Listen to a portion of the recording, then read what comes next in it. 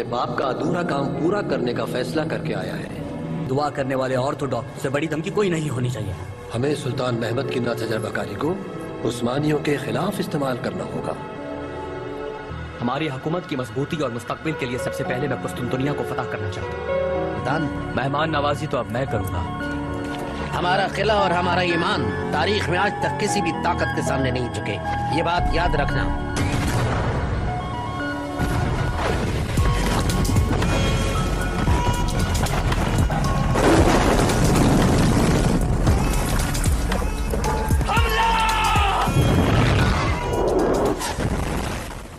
Voice of اسلام کے معزز خواتین حضرات، السلام علیکم۔ امید کرتا ہوں کہ آپ خیریت سے ہوں گے۔ 9 مئی 1453 رات کا 1:30 بجا ہے۔ دنیا کی قدیم اور عظیم شہر کے فسیلوں اور گنبدوں پر سے نویں قومی تاریخ کا چاند تیزی سے مغرب کی طرف توڑا جا رہا ہے، جیسے اسے کسی شدید خطرے کا اندیشہ ہے۔ اس زوال آمادہ چاند کی ملکجی روشنی میں دیکھنے والے دیکھ سکتے ہیں کہ شہر کے فسیلوں کے باہر فوجوں کے بڑے منظم مستقم مزاجی سے اکٹھے ہو رہے ہیں۔ ان کے دل میں احساس ہے کہ وہ تاریخ کے فیصلہ کن موڑ پر کھڑے ہیں۔ یہ شہر قسطنطنیہ موجودہ نام استنبول ہے اور فسیلوں کے باہر عثمانی فوج آخری حلہ بولنے کی تیاری کر رہی ہے۔ عثمانی توپوں کو شہر پناہ پر گولے برسائے ہوئے 47 دن گزر چکے ہیں۔ کمانڈو نے خاص طور پر 3 مقامات پر گولہ باری مرکز رکھ کر فصیل کو زبردست نقصان پہنچایا ہے۔ 21 سالہ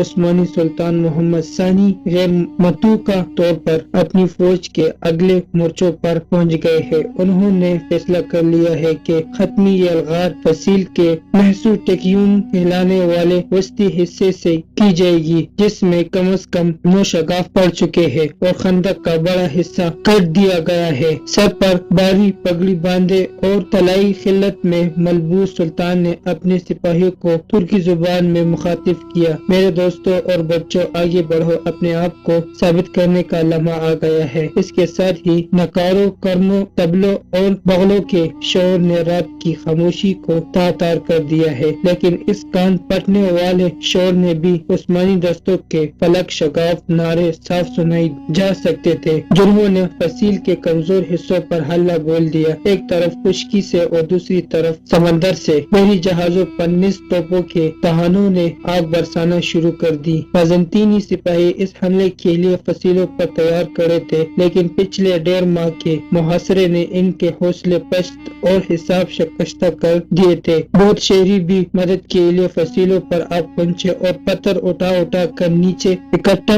ہونے والے حملہ آوروں پر پھینکنا شروع کر دیے۔ دوسرے اپنے قریبی چرچ کی طرف دوڑے اور گڑگڑا کر مناجاتیں شروع کر دی۔ پادریوں نے شہر کے متعدد چرچوں کی گھنٹیاں پوری طاقت سے بجانا شروع کر دی، جن کی تڑاٹن نے لوگوں کو بھی جگا دیا جو ابھی تک سو رہے تھے۔ ہر فرقے سے تعلق رکھنے والے عیسائی اپنے صدیوں پرانے اختلافات بلا کر ایک ہو گئے اور ان کی بڑی تعداد شہر کے سب سے بڑے اور مقدس کلیسا حاجیہ صوفیہ میں اکٹھے ہو گئی۔ دفاعی فوج نے جان و شانی سے عثمانیوں کی یلغار روکنے کی کوشش کی، لیکن اطالوی طبیب ڈکولو باربیرو جو اس دن شہر میں موجود تھے لکھتے ہیں کہ سفید پگڑیاں باندھے ہوئے حملہ آور اور جانسائی دستے بے جگری شیروں کی طرح حملہ کرتے تھے اور ان کے نعروں اور طبلوں کی آوازیں ایسی تھی جیسے ان کا تعلق اس دنیا سے نہ ہو۔ روشنی ملنے تک ترک سپاہی فصیل کے اوپر پہنچ گئے۔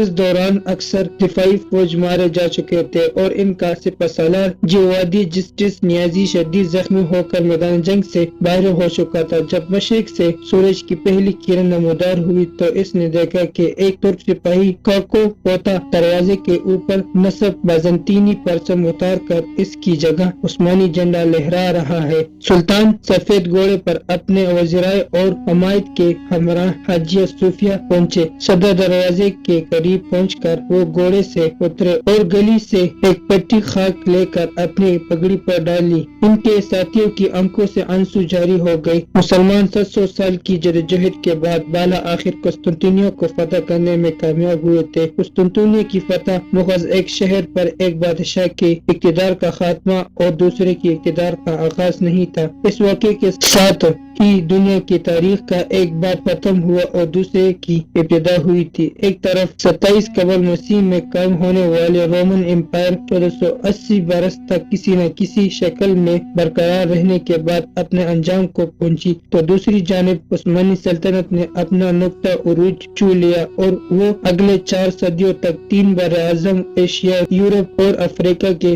सुपर बड़े शान से हुकूमत करती रही। 1453 ही वो साल है जिसे करून वस्त मिडल एजेस का एहतिताम और जदीद दौर का आगाज भी समझा जाता है। यही नहीं बल्कि फतेह कुस्तुनतिनिया को फौजी तारीख का संग मेल भी करार दिया जाता है, क्योंकि इसके बाद साबित हो गया कि अब बारूद के इस्तेमाल और बड़ी तोपों की गोलाबारी के बाद फसीले किसी शहर के तहफ़्फ़ुज़ के लिए नाकाफी है। शहर पर तुर्कों के कब्जे के बाद यहाँ से हजारों की तादाद में यूनानी बोलने वाले शहर भाग कर यूरोप और खास तौर पर इटली के मुख्तलिफ शहरों में जा बसे। इस वक्त यूरोप तारीख दौर से गुजर रहा था और कदीम यूनानी तहजीब से अकाता हुआ था। इस तमाम अरसे में कुस्तुनतिनिया में यूनानी जुबान और सकाफत बड़ी हद तक बरकरार रही थी। यहाँ पहुँचने वाले मुहाजिरों के पास हीरे जवाहरात से पेश कीमत खजाना था। अरस्तु, अफलातून, बतलबूस, चालिनूस और दूसरे हुक्बाए उलमाए के असल यूनानी जुबान के नुस्खे, इन सब ने यूरोप में कदीम यूनान उलूम के अहया में जबरदस्त किरदार अदा किया और मुर्खीन के मुताबिक इन्हीं की वजह से यूरोप में नशातुल सानिया का आगाज हुआ, जिसने आने वाले सदियों में यूरोप को बाकी दुनिया से सबकत लेने में मदद दी, जो आज भी बरकरार है। ताहम नौजवान सुल्तान मोहम्मद को, जिसे आज दुनिया सुल्तान मोहम्मद फातिह के नाम से जानती है, 9 मई की सुबह जो शहर नजर आया वो शहर नहीं था जिसकी शान और शौकत के अफसाने बचपन से सुनकर रखे थे। तवील इताअत के बाद बाज़ंतीनिया सल्तनत आखिरी सांसें ले रही थी और कुस्तुनतिनिया जो सदियों तक दुनिया का सबसे बड़ा और सबसे मालदार शहर था, अब इसकी आबादी सुकड़ कर चंद हजार रह गई थी और शहर के कई हिस्से वीरानी के सबब एक दूसरे से कट होकर अलग अलग देहात में तब्दील हो गए थे। कुस्तुनतिनिया का कदीम नाम बाज़ंतीन था, लेकिन जब 330 ईस्वी में रोमन शहंशाह कॉन्स्टेंटाइन अव्वल ने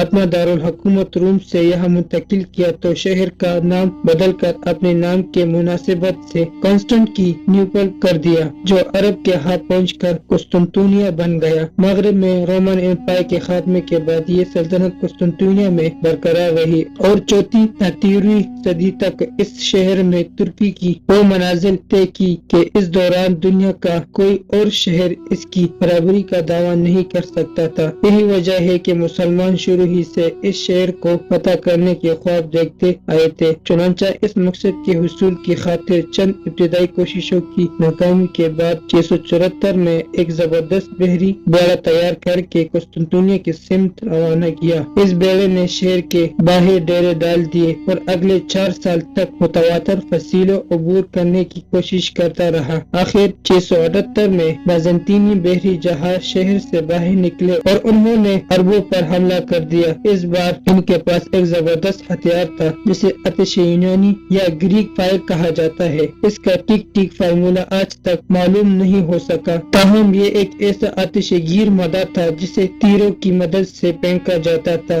और ये कश्तियों और जहाजों से चिपक जाता था। मजीद ये कि पानी डलने से इसकी आग मजीद भड़क जाती थी। अरब साफत के मुकाबले के लिए तैयार नहीं थे। चुनांचा देखते ही देखते तमाम बहरी बेड़ा आतिश शान का मंजर पेश करने लगा। सिपाहियों ने पानी में कूद कर जान बचाने की कोशिश की, लेकिन यहाँ भी पनाह नहीं मिली, क्योंकि आतिश यूनानी पानी की सतह पर गिर कर भी जलती रहती थी और ऐसा लगता था जैसे पूरे बहर मरमराने आग बगल ली है। अरबों के पास पसपाई के अलावा कोई चारा न था। वापसी में एक खौफनाक समुद्री तूफान आया, सही कसर पूरी कर दी और सैकड़ों कश्तियों में से एक आधी बचकर लौटी। इस मुहासरे के दौरान मशहूर सहाबी अबू अयूब अंसारी ने भी अपनी जानी अफरीन के सपुर्द कर दी। इनका मकबरा आज भी शहर के फसील के बाहर है। सुल्तान मोहम्मद फातिह ने यहाँ एक मस्जिद बना दी थी जिसे तुर्क मुकद्दस मुकाम मानते हैं। इसके बाद 717 में बनु उमैया के अमीर सुलेमान बिन अब्दुल मुल्क ने ज्यादा बेहतर तैयारी के साथ एक बार फिर कुस्तुनतिनिया का मुहासरा किया, लेकिन इस اس کا بھی انجام اچھا نہیں ہوا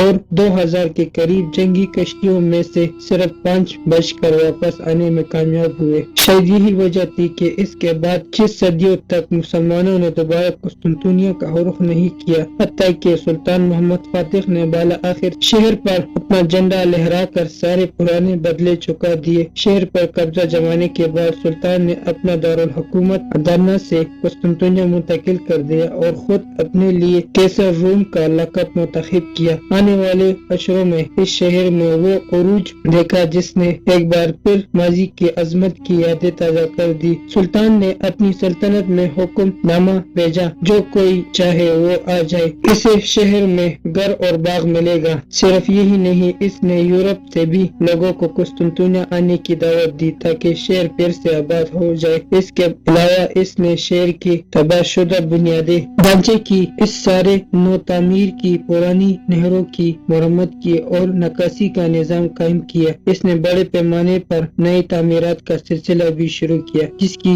سب سے بڑی مثال توپ کاپی محل اور گرین بازار ہے۔ جلد ہی طرح طرح کے دستکاری کاریگر، تاجر، خطاط، مسور، سنیار اور دوسرے ہنرمند شہر کا رخ کرنے لگے۔ سلطان فاتح نے حاجیہ صوفیہ کو چرچ سے مسجد بنا دیا، لیکن انہوں نے شہر کے دوسرے بڑے گرجا کلیسا حواریہ کو یونانی آرتھوڈاکس فرقے کے پاس ہی رہنے دیا، اور یہ فرقہ ایک ادارے کی صورت میں آج بھی قائم دائم ہے۔ سلطان فاتح کے بیٹے سلیم کے دور میں عثمانی سلطنت نے خلافت کا درجہ اختیار کر لیا اور قسطنطنیہ اس کا دارالخلافہ اور تمام سنی مسلمانوں کا مرکزی شہر قرار پایا۔ سلطان فاتح کے پوتے سلیمان علی شان کے دور میں قسطنطنیہ نے نئی کو چو لیا۔ یہ وہی سلیمان ہے جنہیں مشہور ترکی ڈرامے میرا سلطان نے دکھایا ہے۔ سلیمان علی شان کی ملکہ حرم سلطان نے مشہور معمار سنان کی خدمت حاصل کی، جس نے ملکہ کے لیے ایک عظیم الشان محل تعمیر کیا۔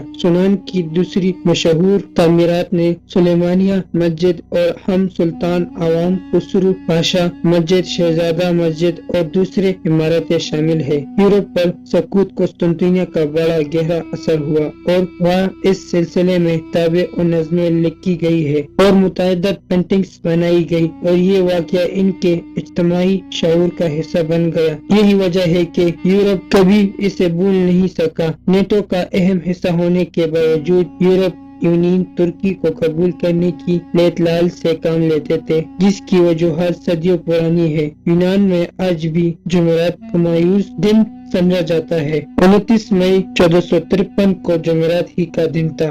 دوستوں، ہم یہ امید کرتے ہیں کہ آپ کو ہمارے آج کی ویڈیو پسند آ گئی ہوگی۔ اگر آپ کو ہمارے آج کی ویڈیو پسند آ گئی ہے تو سب سے پہلے اسے لائک کریں اور اپنی رائے کا اظہار کمنٹ سیکشن میں ضرور دیں۔ آخر میں آپ سے پھر سے درخواست ہے کہ دی وائس آف اسلام کو سبسکرائب کریں اور ساتھ ہی لگی گھنٹی کو بھی کلک کریں تاکہ ہمارے آنے والے نوٹیفیکیشن بر وقت ملتا رہے۔ تو ملتے ہیں نیکسٹ ویڈیو میں۔ خدا حافظ۔